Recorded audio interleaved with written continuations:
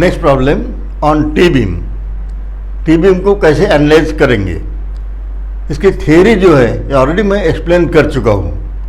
अब न्यूमेरिकल में जो इक्वेशन दिखेगा आप थ्योरी का वीडियो देख के उसको क्लियर कर सकते हो ये इक्वेशन आया कैसे। Okay, now the problem given a beam of T section is shown in figure दी है। The area of steel is 4000 square mm, ये एरिया है, एरिया ऑफ स्टील। ये जो स्टील है यहाँ पर, ये बोले तो ये केबल का एरिया या टेंडन का area. It is post tension. इसके पहले अपन ने प्री टेंशन का देखा था, अभी यहाँ पे पोस्ट टेंशन बताया गया है। अब पोस्ट टेंशन प्री टेंशन के लिए डिफरेंस ये है कि जो आईएस टेबल है उसमें कॉलम दिए हैं, प्री टेंशन के लिए अलग है, पोस्ट टेंशन के लिए अलग है। तो अपने को अभी लास्ट टाइम में अपन ने प्री टेंशन का कॉलम यूज किया था, अभी पोस्ट टेंशन वाला कॉलम से अपन वैल्यूज उठाने वाले हैं, ये इसका मतलब है। Calculate the flexural strength. Flexural strength निकालना बोले तो मोमेंट ऑफ रेजिस्टेंस निकालना simply. If FCK is 40 MPa and FPU it means ultimate और characteristic strength of the prestress cable की स्ट्रेंथ ये है 1600 MPa।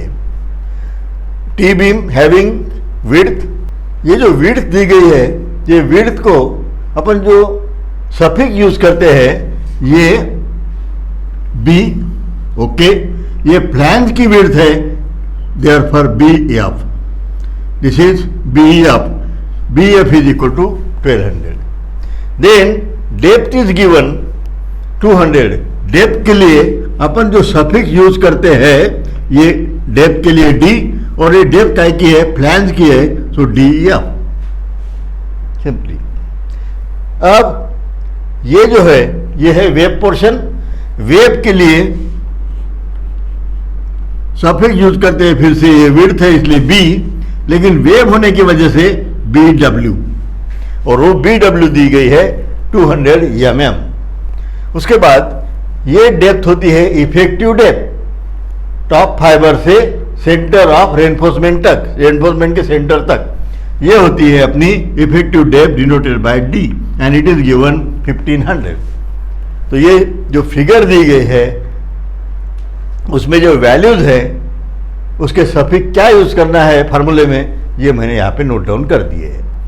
अब चलते हैं सॉल्यूशन की तरफ। अब पूछा क्या गया है, our aim is to find flexural strength. Flexural strength यानी यह है फ्लेक्सुरल स्ट्रेंथ यानी MU, moment of resistance. MU का इक्वेशन पहले लिख देते हैं। MU इज इक्वल टू, ये इक्वेशन कैसे आया है ये मैं ऑलरेडी एक्सप्लेन कर चुका हूँ लास्ट पीरियड में। Okay, now FPB means bending strength of the prestressing cable. अब केबल की ये अल्टीमेट है ना, अल्टीमेट नहीं लेना है अपने को, एक्चुअल कितनी होगी प्री टेंशन के लिए, पोस्ट टेंशन के लिए वो आईएस ने टेबल ही दिया है, वहां से वैल्यू लेना है on the basis of this. अगर ये इतनी है तो बेंडिंग स्ट्रेंथ कितनी रहेंगी ये दी गई यहाँ पर FPB।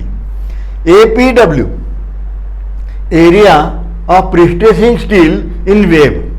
वेब के लिए, इन वेब नहीं, वेब के लिए, या वेब में तो है ही है।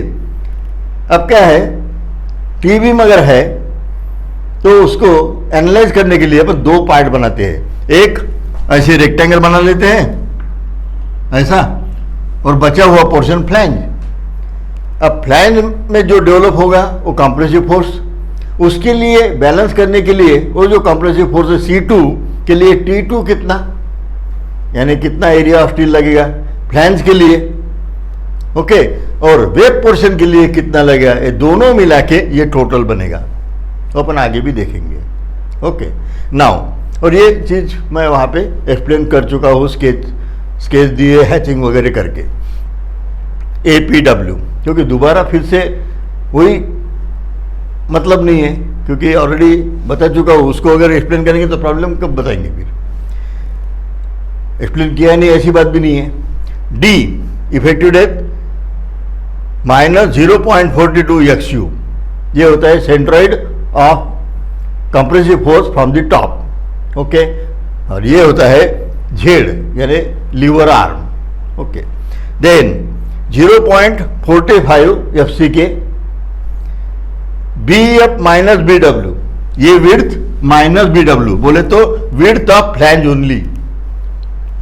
BF ये टोटल माइनस वेब निकाल लो तो फिर ये रहेगा फ्लैंज, ये दोनों तरफ का मिला के width of flange, it is nothing but width of flange into DF, D minus DF by 2, ये भी होता है arm. D minus DF by 2 बोले तो आर्म ऑफ दी कपल। अब इसमें वैल्यूज अगर देखते हैं तो अपने को ये अननोन है, ये वैल्यू पता नहीं है, देन ये भी वैल्यू पता नहीं है APW, ये टोटल स्टील पता है, वो स्टील वेब में का नहीं है। वेब पोर्शन के लिए कितना स्टील लगेगा, फ्लैंज को बैलेंस करने के लिए कितना लगेगा, ये जो कंक्रीट है इसके लिए कितना स्टील लगेगा, यानी कितना टेंसाइल फोर्स लगेगा बैलेंस करने के लिए, और कंप्रेसिव फोर्स इससे जो जनरेट होने वाला है फ्लैंज में, उसको स्टील कितना लगेगा, तो उसमें का वेब के लिए कितना लगेगा ये अपने को पता करना है, तो निकालेंगे अपन। डी पता है, यक्षु भी अननोन है, यक्षु भी पता नहीं है, बराबर है।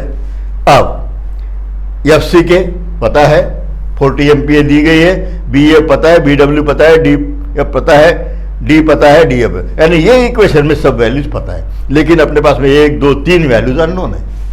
अब उसको कैसे निकालना ये देखते हैं।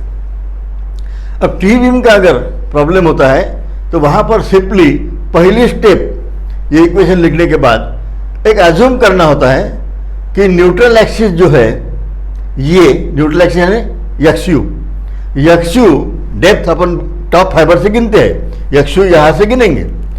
ये पहले मानना है कि XU is within the flange, flange के अंदर ही अपना न्यूट्रल एक्सिस है, ऐसे अपन अज्यूम करते हैं। यहां पर अपना न्यूट्रल एक्सिस है, दिस इज अवर यक्षु, ये सबसे पहली स्टेप रहेंगी। अगर ये स्टेप सेटिस्फाई हो गई तो अपना काम हो गया, ये इक्वेशन आएगा ही नहीं, ये इक्वेशन नहीं आएगा, बराबर है। उससे क्या होता है कि ये न्यूट्रल एक्सिस के ऊपर का जो पोर्शन है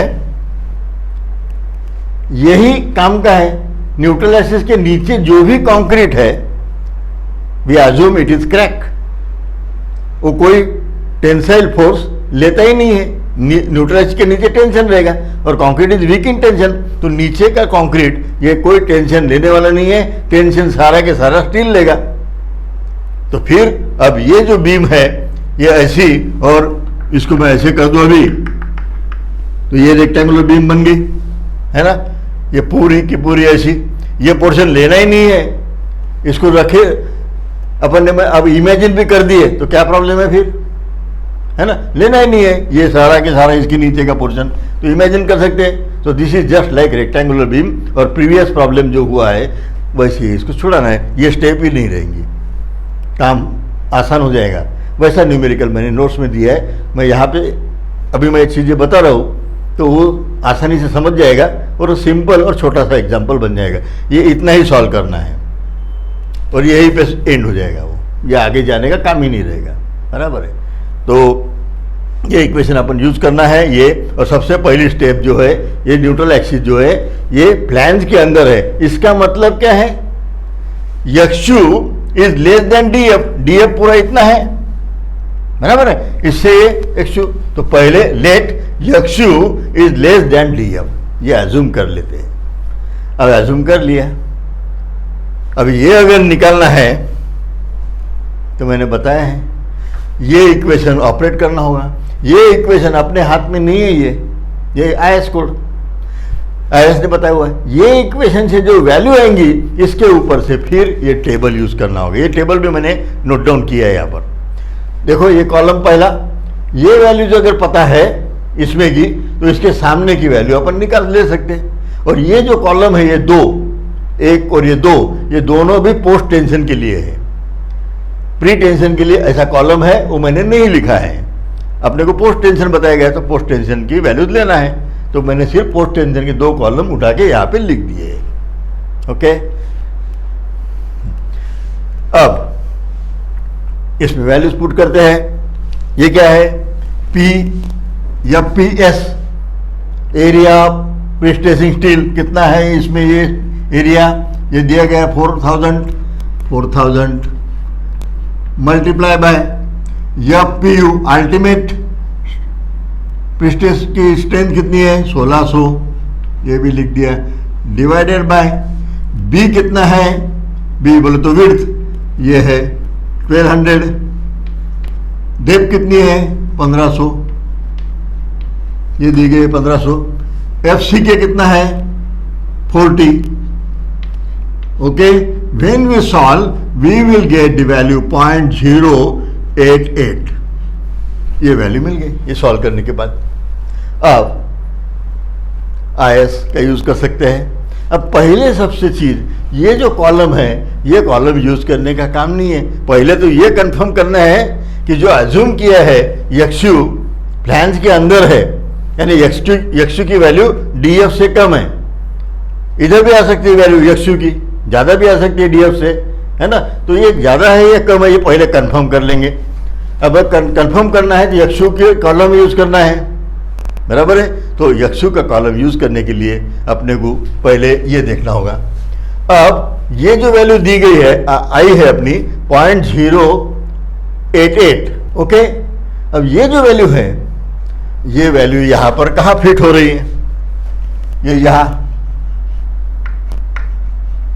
बराबर है। 0.05 और 0.1 इसके बीच में है, so we have to go for interpolation. अब इंटरपोलेशन करना होगा। ओके, अब ये दोनों के बीच में है तो अपने को वैल्यूज कौन सी लेना है? ये 2, बराबर है। अब ये वैल्यू से ये वैल्यू बढ़ रही है, अपन बेस कंसीडर करेंगे पहले ये वैल्यू का। Okay, so here 0. इंटरपोलेशन का इक्वेशन लिख रहा हूं मैं और कुछ नहीं, 0.0109। अब प्लस साइन देना होगा क्योंकि 0.088 ये 0.05 से ज्यादा है, इधर आएगा। अब ये भी वैल्यू इधर आएंगी, तो इससे ये वैल्यू ज्यादा है तो ज्यादा लाने के लिए प्लस साइन यूज करना होगा।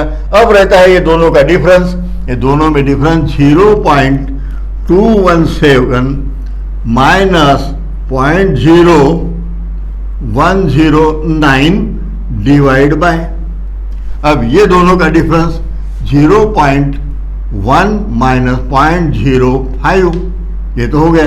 अब यहां रहता है डिफरेंस, जो वैल्यू निकालना है और बेस कौन सा लिया है।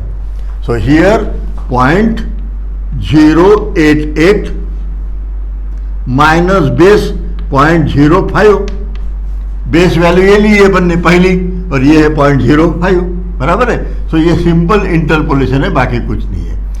When we solve we will get the answer here 0.191। अब ये वैल्यू 109 से ये थोड़ी ज्यादा है, इससे कम रहेंगी।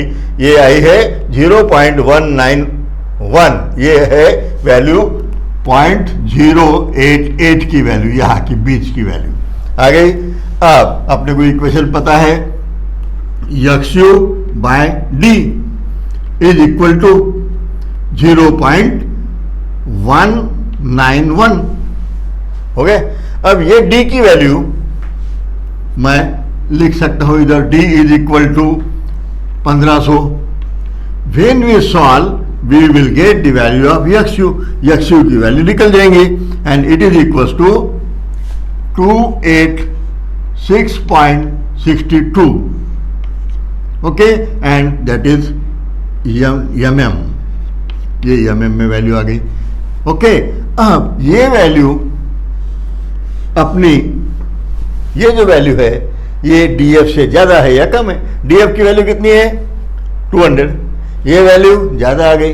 This value is greater than our DF value and DF is 200 mm।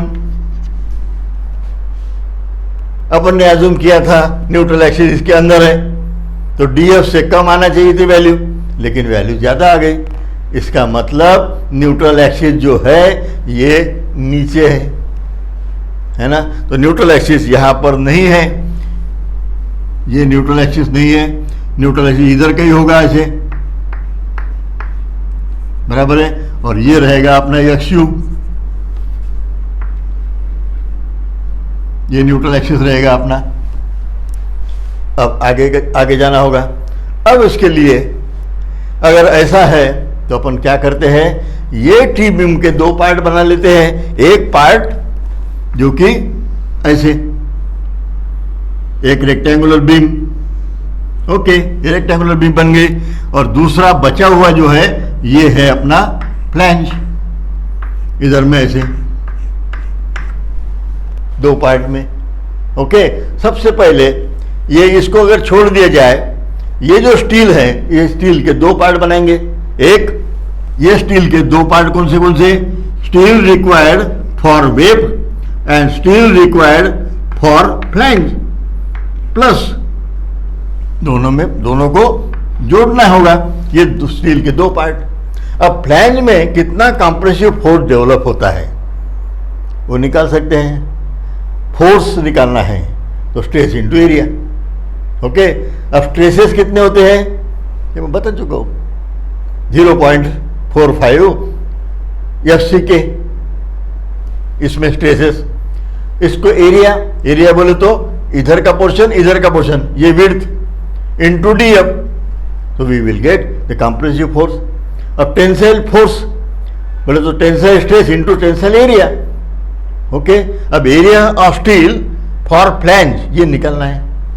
अब उसके आगे की step, XU is greater than DF, ये तो हो गया। सो T2 is equal to C2।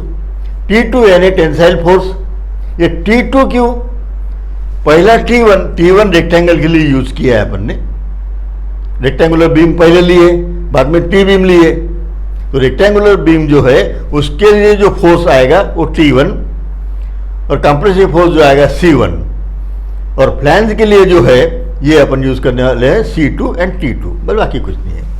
ये T2 C2, T2 यानी tensile force is equal to area into stress या stress into area. Area of steel for flange, stress in steel, okay, ये use कर चुके हैं। FPU इज इक्वल टू अभी बताया 0.45 FC के, ये हो गई stress in concrete, stress into area क्या होगा, ये BW into DF, area. BF minus BW ने ये टोटल विड्थ माइनस BW कर दो तो ये फ्लैंज की टोटल विड्थ हो गई, इधर की और इधर की मिला के, और इनटू डेप्थ है DF। अब ये इक्वेशन में वैल्यूज अगर पुट करते हैं we will get the value of APF unknown.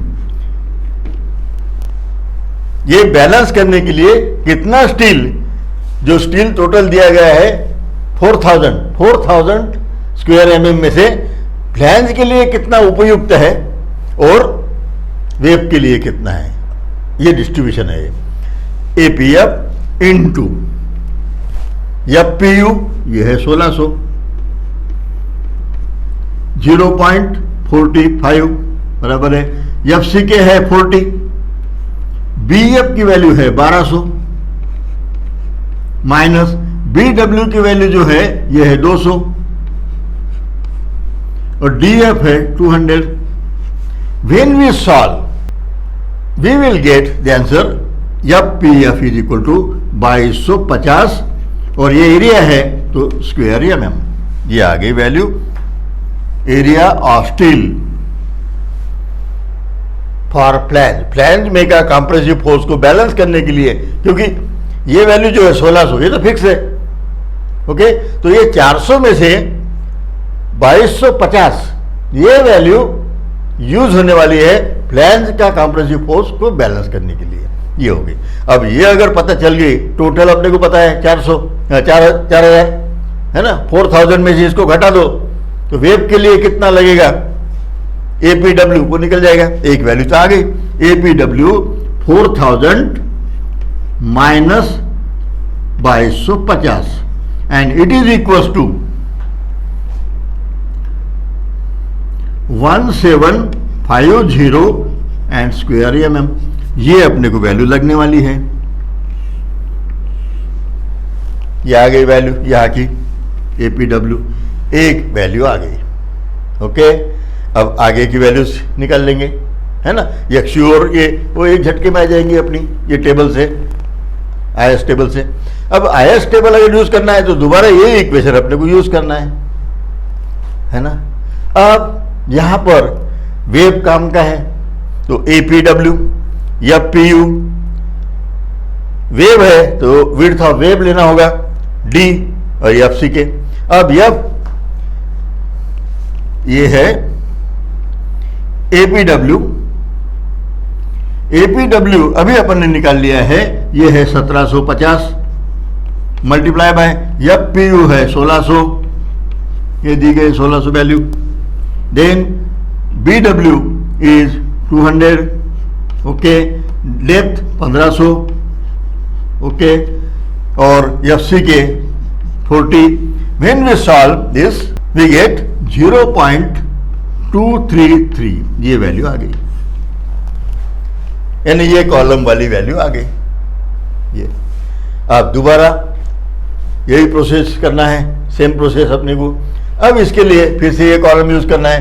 अब अपनी ये जो वैल्यू है, ये वाली ये वैल्यू है, ये इसके बीच में 0.233, 0.2 से ज्यादा, 0.25 से कम, यानी इसके बीच में। अब ये वैल्यू यहां पे आएगी, वैसे ही एक वैल्यू यहां पे आएगी, है ना। ये दोनों में से बीच में, ये दोनों के बीच में, बराबर है। अब अपन ये लेना होगा और ये भी लेना होगा, तो पहले अब ये ले लेते हैं। ओके, नाउ ये इक्वेशन जो दिया गया है ये, अब सिर्फ ये इक्वेशन की वैल्यू इंटरपोलेशन निकालना होगा। अब बेस ले लेंगे 0.95 पहली वैल्यू। इससे ये वैल्यू कम हो रही है तो यहां पे अपने को साइन पुट करना होगा माइनस, है ना। ये माइनस साइन क्यों है ये? ओके, ये वैल्यू 0.95 है, आगे वाली वैल्यू 0.90 है, इससे ये वैल्यू कम हो रही है और बेस अपन ने 0.95 लिया है, इससे घटाना होगा। ये वैल्यू इसके बीच 0.95 से कम आएगी, इसलिए माइनस है। अब ये दोनों का difference minus 0.95 minus 0.9 divided by ये दोनों का डिफरेंस, ये दोनों का डिफरेंस, तो ये डिफरेंस आएगा 0.25 माइनस 0.2, ये दोनों में डिफरेंस। ओके, अब इसको मल्टीप्लाई करना होता है, जो वैल्यू है वो वैल्यू, इसमें की बड़ी कौन सी है? ये वैल्यू। ओके, माइनस बेस कौन सा लिया है? पहली value 0.2। Okay, when we solve we will get the answer here, it is equal to 0.917, ये वैल्यू ये आ गई। ओके, अब ये अगर वैल्यू आ गई, इसकी वैल्यू ये है, तो FU की वैल्यू 1600 पुट कर दो, FB मिलेगा। तो FB इज इक्वल टू, यही इक्वेशन में यही वैल्यू ले रहा हूं मैं, FB इज इक्वल टू 0.917, ये 0.87 यहां जाएगा, बराबर, इसको मल्टीप्लाई होगा और ये भी वैल्यू आएगी यहाँ पे 1600, बराबर है। ये इक्वेशन की वैल्यू ये है। अब ये इक्वेशन में 0.87 पता ही है और PU ये 1600, ये दो वैल्यूज अगर पुट कर दो, ये वैल्यू से इसको मल्टीप्लाई करो तो you will get this equation, और इसके बाद अपने को आंसर मिलेगा 1276.46 MPa हो गया। अब ये भी वैल्यू हो गई, APW हो गया, FP भी मिल गए। अब बचिए XU की वैल्यू अपने पास में अभी फिलहाल अननोन है। अब XU के लिए ये कॉलम यूज करना होगा IS कोड का, ये पोस्ट टेंशन वाला, इसमें ये दो वैल्यूज है, ये करस्पॉन्डिंग वैल्यू ये है। ओके, अब यहां पर बेस अपन फिर से दोबारा वही लेंगे 0.414 पहली वैल्यू, इससे ये वैल्यू बढ़ रही है, यूज हियर प्लस साइन। अब ये दोनों का difference 0.488 minus 0.414 and divide by ये डिफरेंस दोनों में से ये डिफरेंस दोनों का 0.25 एंड 20 आर। अब ओरिजिनल वैल्यू है जो अपने को निकालना है, उसके लिए ये बेस कौन सा लिया था 0.2, तो इसको minus 0.2। Okay, when we solve this we will get the value of xu by d, it is equal to 0.462। ये वैल्यू मिल गई। ये वैल्यू है xu बाय d की, बराबर है। अब d की वैल्यू पुट करो, इसको मल्टीप्लाई करो। ओके, तो ये है अपनी 0.462 मल्टीप्लाई बाय ये d है अपना 1500, d की value it is equal to 694.2 mm। ये वैल्यू अपने को xu की भी मिल गई। ओके, ये वैल्यू आ गई, ये वैल्यू भी आ गई, और यहाँ पे APW चाहिए, APW की वैल्यू ये है। ये तीन वैल्यू ही वहाँ पे अननोन थी, बाकी तो सब स्केच में से लिख सकते हैं। Now we can operate that equation. अब FPB अपन ने निकाल लिया है 1276.46 FPB मल्टीप्लाई बाय ये इक्वेशन में ऑपरेट कर रहा हूँ। FPB की वैल्यू अपन ने निकाल ली है, APW ये है 1750। ओके, ब्रैकेट में D है 1500 minus 0.42 multiply by depth xu की value just we have computed 694.2 हो गया। ये इक्वेशन का पहला पार्ट। प्लस दूसरे पार्ट में तो सिंपल है 0.45। ओके, उसको मल्टीप्लाई किया गया FC के है 40। ये इक्वेशन ऑपरेट कर रहा हूं मैं।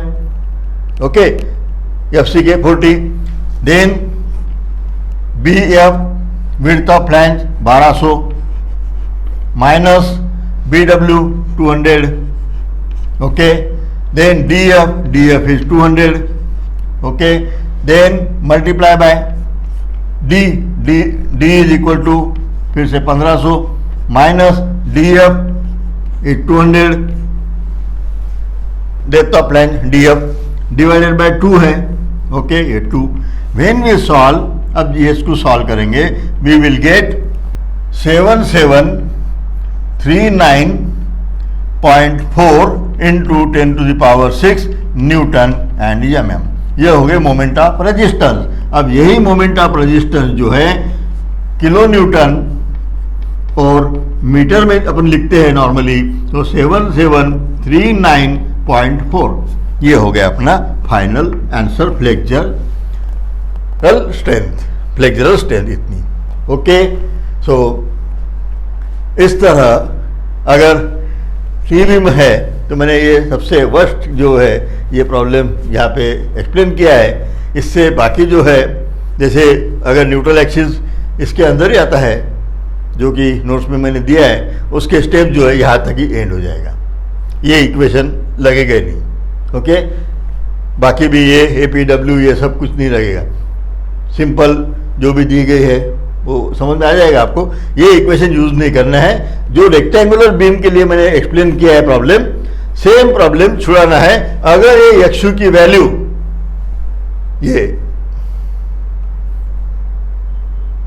ये वैल्यू ये अगर 200 से कम आ गई, 200 से कम आई, तो उसको रेक्टेंगुलर बीम समझ के बस यहीं पर अपना एंड हो जाएगा।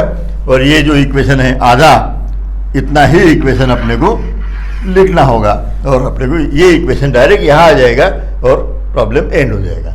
ओके, तो ये न्यूमेरिकल बहुत अच्छे से आप केयरफुली देखिए। अब आपको ये थोड़ा सा कंफ्यूज हो रहा होगा कि ये इक्वेशन कैसे आया, ये क्या टर्म है वगैरह, ये ऑलरेडी मैं एक्सप्लेन कर चुका हूँ प्रीवियस लेक्चर में। वो लेक्चर आप कंसेप्ट वाला जो है वो दोबारा अच्छे से देखिए, तो ये आइडियाज़ आपकी क्लियर हो जाएंगी। उसके बाद अगर ये न्यूमेरिकल देखते हैं तो फिर आपको आसानी से समझ में आ जाएगा। ओके।